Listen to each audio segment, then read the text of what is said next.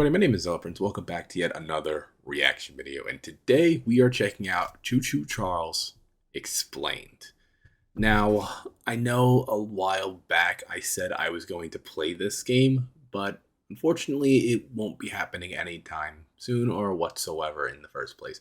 I'll get into the specifics as to why in a much later video that I have to create. It's basically an update video about what's going to be going on with the channel. So wait for that explanation to come out because it's a lot I have to talk about. But regardless, we're checking out Super Horror Bro once again. The last one I reacted to him that I remember off the top of my head was my reaction video to all of Chapter 3 Explained to Poppy Playtime. Now, I think that was the last time I checked out Super Horror Bro. But today we're going to change that again by getting into the Choo Choo Charles story. And it's been a story I've been wanting to get into for a while. But since I won't be playing the game, I'll be reacting to the entirety of the story. But maybe one day down the line, I'll play it myself, just off screen, doing my own thing when I'm not busy or whatnot. But either way, we'll get into it in 3, 2, 1, shebang. What you got for me, Super Horror Bro? Hey guys, Horror Bro Mike here, and in today's video we explore the island of Aranerum as we try to defeat a killer spider train named Charles. But where did Charles come from, and what is the sinister backstory behind this island and its kooky cast of characters? Well, sit back, relax, and let's dive into the story of Choo Choo Charles in this episode of Horror Games Explained. Here we go. Oh, really quickly before we get into this, when I first learned about this game, it was right the exact day that the trailer was announced for this, and guess where I was? In the hospital, on the hospital bed, after I had just had the ankle surgery. If you guys don't know about any of that, I suggest you go checking out some of my older community posts explaining what that was all about. So I didn't play this game in fear of me jolting my leg forward and hurting it even further because I just had the surgery done earlier that week. So one of the reasons why I didn't play the game any time sooner was because I didn't want to get myself hurt while doing it, because I was in the spot where I could easily injure myself. Choo Choo Charles is an 8-legged spider train who relentlessly chases down and devours anything in his path.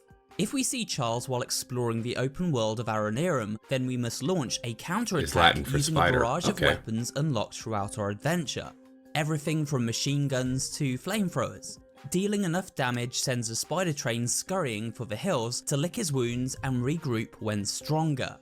While we are not given any concrete information as to where Charles originated from, we can garner some snippets of telling information from various notes discoverable across the game world. Okay, so it doesn't directly explain. From the stone tablet we find, it appears that Charles existed on this island since the days of the caveman, who battled him with spears centuries ago.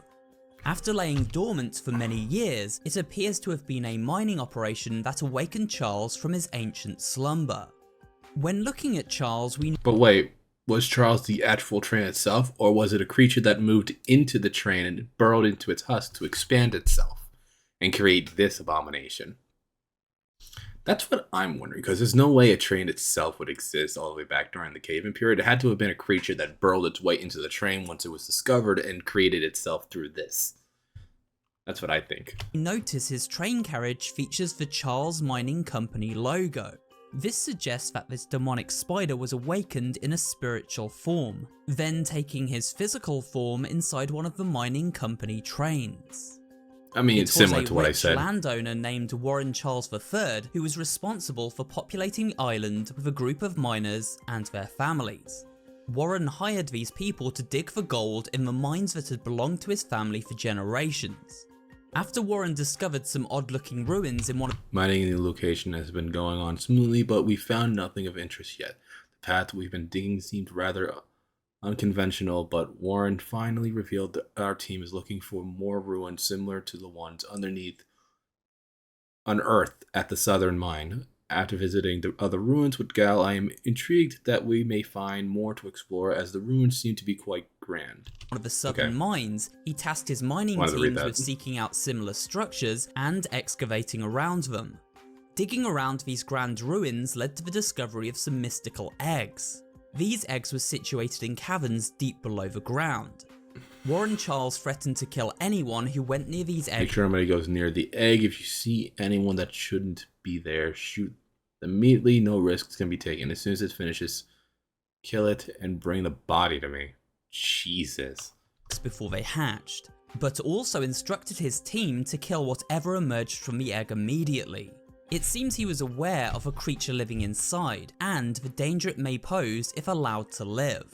We learn from the same notes that Warren was in great financial debt. Setting the foundation for this operation has been considerably more complicated than I expected, not only by cost, but the logistics of construction and delivery of the supplies to the primary mine sites. We'll need to strike gold fast if we want any chance of avoiding bankruptcy. So they knew about these eggs and creatures and just didn't get rid of it for their own safety. It was greed that kept them going. That led to the creation of Charles. Yeah, not exactly a great marketing for your company. And this may have been the catalyst which led him from seeking out veins of gold to mine and instead to turn to spider train eggs. One inhabitant of the island, a man named Greg, I need to write this theory down fast before Warren finds out that I'm on to his dirty plot. My theory is that Mr. Warren III is trying to hatch and raise more of these egg-legged critters, a whole army, for who knows what purpose. They found a whole nest of these eggs while clearing out debris from the cave-in. We also know that they're as hard as diamonds, completely indestructible. The miners spent months using the temple prism to suck the energy out of all the eggs, but before they could destroy the last three, Old Man Warren stopped them. Warren must have realized how powerful these things are, and rather than protect us from them, he wants to use them to take over the world. I'm on to you, Warren. Okay, at least one person was smart enough to write this down quickly enough so we can get this kind of information. Even believed that Warren was trying to summon an army of spider trains in a bid for world domination. Other islanders took a more sympathetic view of the man. Gale, for example, believed that once Warren discovered these eggs were connected to the demonic spider train, he then set out to hide and protect them in a bid to keep the other inhabitants of Aranerum safe. Alright, I'm not going to read that. Previously, a mysterious temple had been found at the heart of the island, containing a prism with hollowed out points to place the spider eggs. The eggs seemed indestructible, but this prism acted as a weapon to dispose of them. However, their destruction came at a cost. When the islanders inserted the eggs into this prism, it released a massive energy, which summoned Charles and sent him on a violent killing spree. During this spree, it was said that he grew to twice the size and took on an even more hellish appearance. So that's where this form came from? This event led Warren to recruit a cult army to guard the eggs and forbid anyone from leaving the island until Charles was destroyed. These cult members took the 3 remaining eggs and hid them in mines around the island, protecting them with orders to kill on sight from their commander, Warren Charles. Each of these cultists wear hideous masks that slightly resemble the face of the killer spider train himself. It is never revealed exactly what Warren's true intentions were. My best guess is that he sought out the Warren motives to seek out the mystical eggs seems financially driven. Eggs, believing they could be sold for millions, saving him from his bankruptcy. But then, at some point, Warren realized how dangerous these eggs were, and how their discovery had unleashed Charles's wrath. He wanted to cover up. Police deliver a copy to Paul. I went outside to do a routine check of the lighthouse. As I walked around the corner of the building, I saw the beast Charles. He spotted me and charged straight up the hill in my direction. Train is hideous monster. I can't understand why Warren wants to use us to stay on. I can't even say it right now. I'll have to hear the pronunciation again. Instead of trying to escape the beast, I suppose Warren has simply gone crazy, thinking he can handle this situation on his own. In any case, Charles ran right over me, trampling my leg. I won't be able to attend the upcoming meeting and have asked Greg to bring back a copy of your notes if possible. I don't understand how he managed to get these people to the island in the first place. I mean, what was the motivation? Money? Probably. It seems like the most easiest bargaining tool. But yeah, that or he just wants to feed people to the train to keep it under control. That would be my guess as to why he would keep people around. This information so that no one on the mainland would ever find out and attempt to salvage the eggs, dooming humanity in the process. Essentially, Warren seems like he is working for the greater good, even if it means sacrificing a few of his workers in the process. Of course, the public didn't see it like that, as they watched their friends and families perish before their eyes. We also discover that many of the islanders believed the spider train to be a demonic entity straight from the depths of hell. The local preacher even gave sermons to this effect, where he urged his congregation to consider offering up sacrifices to appease Charles's insatiable appetite for flesh. It seems that many of the island's inhabitants went quite mad as a result of Charles's presence, seeking any way to save themselves from his wrath. Archivist. For the citizens of Aranerum, it seems all hope is lost, stranded on a remote island at the mercy of a killer spider train, with Warren Charles and his army of cultists safeguarding the only way to summon and trap Charles, the free eggs. Eugene, an elderly member of the community with access to a boat, sets off for the mainland, where he contacts an old friend simply known as the Archivist. The Archivist is the main protagonist of Choo Choo Charles' narrative, and we learn that they and Eugene have worked together in the past. From a note collected... Even though Eugene has promised to send help once he reaches the mainland, I just realized he never mentioned if he'd return. Suppose he is the type of person to ignore the fine details of a plan. Everyone on the island is trying to find a way out of this mess, and I can only hope that this archivist friend of his can work with some magic. I don't care what strange things they've done before or what practices they use. As long as Charles ends up dead, most folks around here want the same. But then there are those crazies that want to leave him be. That darn Warren has lost his marbles. Yeah, I would agree. During our adventure, it seems as though Eugene has alluded to his involvement with the Archivist being supernatural in nature, with the two performing magical rituals, perhaps to exorcise evil that has troubled other communities in the past. The townsfolk also refer to our character as the Monster Hunter, so this suggests the Archivist has a reputation for slaying mythological beasts, just like the demonic spider train Charles. Upon reaching the island, Eugene leads the Archivist up a forest trail and to an old we're the depot, Archivist, where he has prepared a train for them to board. This locomotive belongs to the Warren Charles Mining Company. However, it has since been modified with a gun turret so that we can take the fight to Charles. As we make our way through the game, we must collect up scrap metal that can be exchanged for train upgrades. These include faster speed, higher weapon damage, and more resilient armor plating. Eugene and the Archivist leave the station and begin their journey through the wilds of Aranerum. But within seconds they are attacked by Charles, and Eugene is pulled from the train and mauled to death.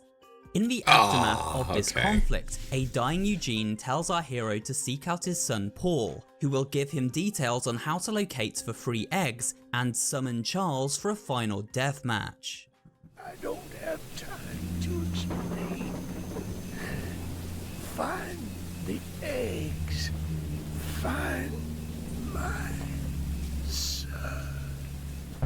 I wish there was lip sync. That was something I noticed back when the first trailer came out. A helping hand side quest break. Now stranded on the island with their mission in hand, the Archivists must seek out islanders in need of assistance. These are marked on the in-train map, a mixture of side quests which reveal additional lore, as well as affording us new weapons and scrap, and main missions which provide the eggs needed to summon Charles. First, let's take a brief look at each and every side quest available and what each entails.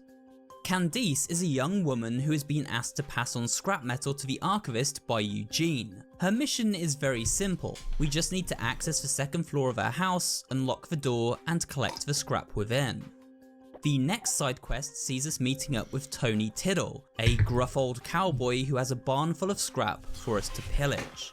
The third mission is a little more advanced. We meet Daryl, a brutish man who has been punching a chest to try and open it. The chest is locked up tight, and so Daryl offers us a lockpick set. Why didn't he just go with the lockpick from the beginning? Does he just not know how to use it? To try and crack it. This requires hitting several points on a rotating wheel at just the right time. Eventually the chest opens and we discover an ancient stone tablet within. Return this to Daryl and we are rewarded with scrap. In the depths of the swamplands lives the unhinged witch Lisbeth Murkwater. She tasks the player with finding a key ingredient for her stew pot, the rotting carcass of a fish that has washed up on a nearby beach. To retrieve the fish, we must wade through the murky swamp while being careful to evade a monstrous creature living beneath its surface known as Barry. Return the carcass to Lisbeth and her recipe is complete, but let's not stick around for a taste test. Sergeant Flint can be found stood outside a burning barn. He explains that he built a flamethrower called Bug Spray to try and combat Charles, but accidentally set his lab ablaze while testing it out. By putting out the inferno with a nearby water tower, we are in return gifted the Bug Spray weapon, which can then be fitted to the train to help fight against Charles. Yeah, I was gonna say, I remember the trailer introducing the flamethrower when the first trailer came out. In fact, the first trailer showed a ton of weapons that you can use in the game. Thought they would all be like hidden throughout like another trailer or something, but no. By the docks along the coastline, we meet Santiago, who has packed up his bags and is waiting for the next boat from the mainland to arrive so he may escape. However, he has forgotten his precious diary, and so we must travel across the island to his house, collect it up, and return it. Doing so rewards us with more scrap to upgrade our arsenal. The next character is John Flynn. This guy I remember from the gunsmith with an trailer. axe to grind against Warren Charles III. Warren had many of his... I'm stuck debating if Warren made us bring our families to this hellhole so we'd never need to leave, or to keep information about his business practices away from the mainland. Either way, I want that man in a noose. Paul asked me to design a new weapon for the monster hunter that Eugene is sending, and knowing what I do about explosives, you can bet I made the most powerful rocket launcher I could. Warren, you don't stand a chance. Yeah. Miners moved their families out to the island so he could better control any potential information from making its way to the mainland. Many of these families ended up dying to the rampant spider train, and it seems John's was one of them. John has built a rocket launcher and offers to loan it out to the archivist in return for taking the fight to both Warren and Charles. To procure the launcher, we must first journey to a nearby bunker, use explosives to blow it open, and then retrieve the ammunition stashed inside. Theodore is found at the train depot in the centre of the island. He tasks us with collecting up a mysterious box which has fallen into the hands of a camp of nearby cultists. If we return this box to Theodore in one piece, then we are rewarded with scrap metal. Do we not carry around a gun? Our train in return. After making our way to the lighthouse along the coastline, we encounter a young woman named Claire, nursing a broken leg after a close encounter with Charles. We learn from Claire that the remaining members of the community have banded she was the one that made and this. are plotting to take Warren One we down. read earlier. They also need to find a way off the island, and so getting the lighthouse back in working order so they can signal for help is paramount. With this in mind, Claire asks the archivist to seek out 4 fuses and repair the lighthouse. Once this task is complete, it shines back to life and signals the mainland for help.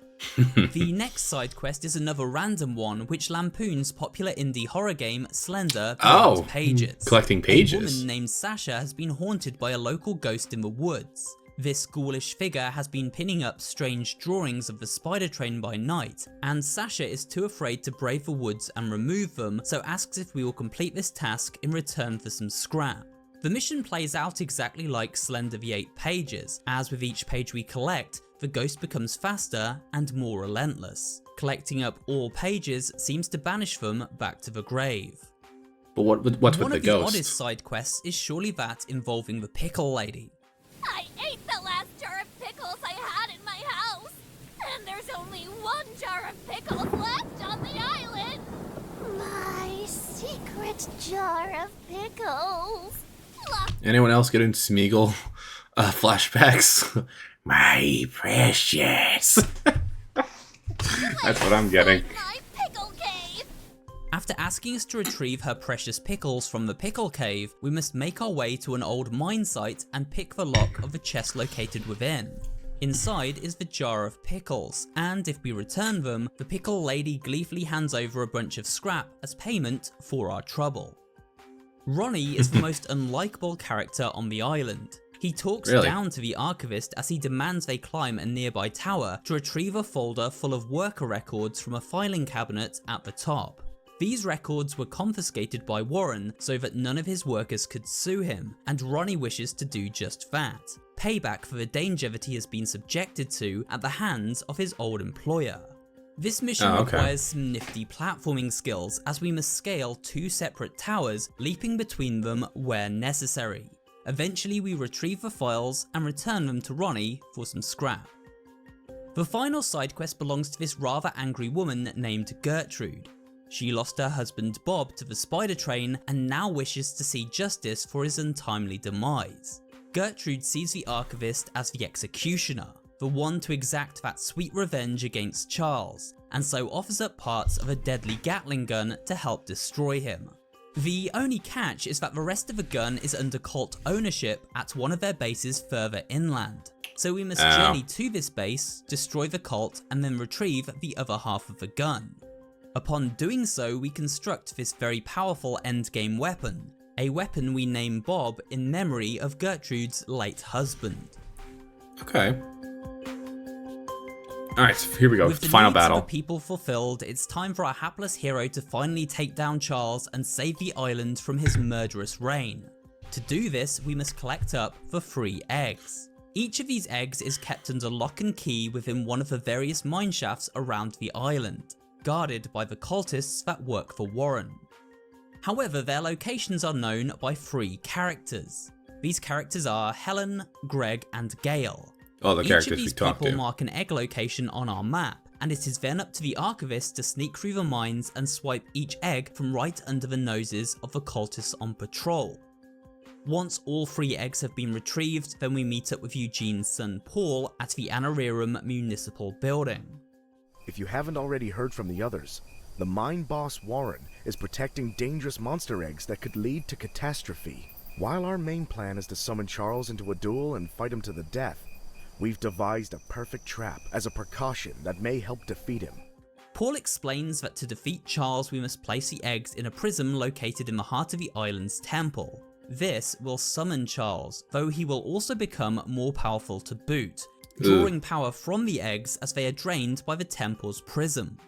This is exactly what Warren is trying to avoid, but unlike Warren, Paul believes there is a way to defeat Charles. His master plan involves rigging explosives to the tallest bridge on the island and then detonating them as the arachnid terror chases the archivist across.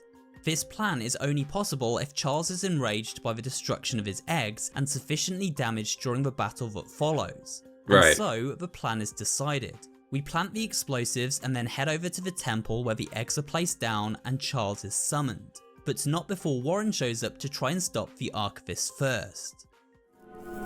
Step away from the shrine, stranger. You don't know what you're doing. Just put the egg down slowly and lay flat on the ground. You'll hurt far too many people if you follow through with whatever you're planning. Do it real quick. No!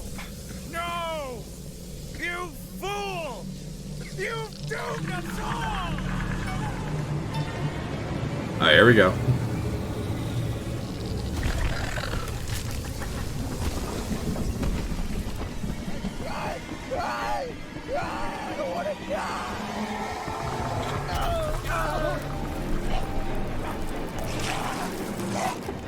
He gets what he deserves. Warren and his cult members meet a sticky end at the hands of Charles, who proceeds to chase down the archivist as they speed towards the rigged bridge on their train. A long and perilous battle follows. Charles is now both more powerful and dangerous than ever before in his evolved hell form. But eventually the 2 opponents reach the bridge, and Paul detonates the explosives, sending the spider train hurtling down into the valley below, where he is impaled on a spike and finally Holy dies. shit. All seems well. The islanders have been saved, Warren and his cult defeated, and the spider train vanquished. However, beneath the surface of the island in the uncharted cave systems, a shocking discovery is made. Thousands of new eggs have been laid, each containing a new demonic train to rain down terror upon humanity should they hatch, meaning that this is very much a story to be continued down the line. I would very much like to see that. We come to the end of this look at the story of Choo Choo Charles Explained.